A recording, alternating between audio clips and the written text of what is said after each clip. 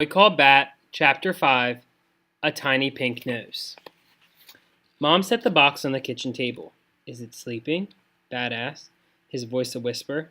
Probably, Mom said. Babies sleep most of the time. What is it? Janie asked. Bat, do you want to open the lid? Bat didn't answer. He was too excited. Very carefully, he lifted the lid of the box and peered inside. Janie stood behind him, breathing on his ear. You're breathing on my ear, he said. Janie ignored him. It's just a bunch of rags, she said. Mom walked around to the far side of the round table and reached into the box. She scooped up the pile of material and sat down. Look. Bat watched as Mom shifted the towel in her arms.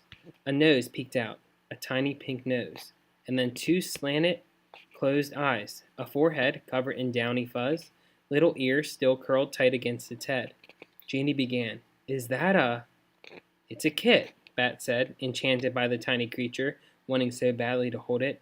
A baby skunk. Oh, Mom, Janie said, I can't believe you brought home a skunk.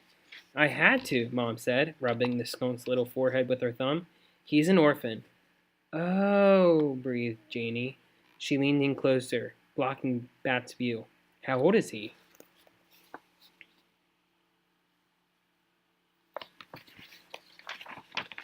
You're in my way, Bat said loudly, and he pushed Janie's arm to make room for himself.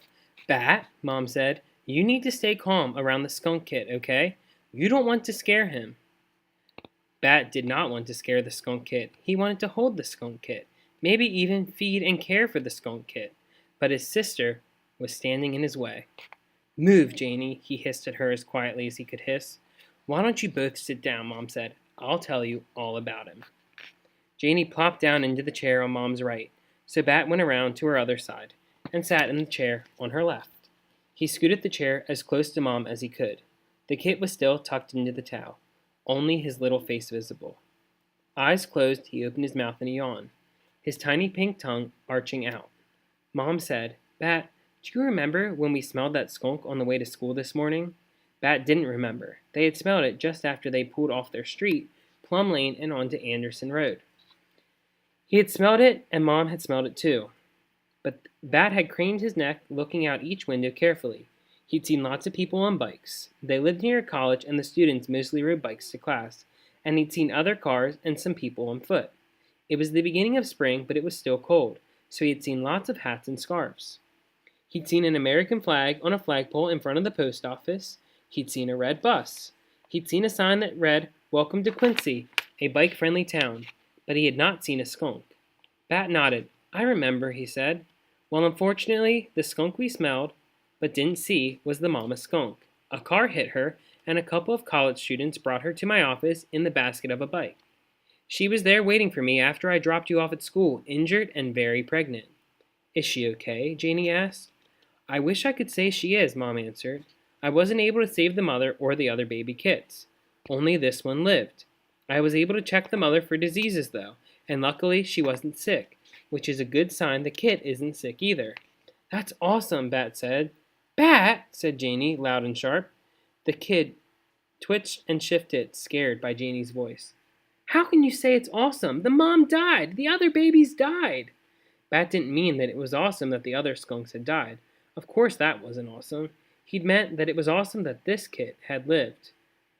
But it wasn't worth it to try to explain to Janie what he meant. She usually misunderstood Bat. Most everyone did. Can I? Bat reached out for the kit, wanting so badly to hold him with his fingers twitching.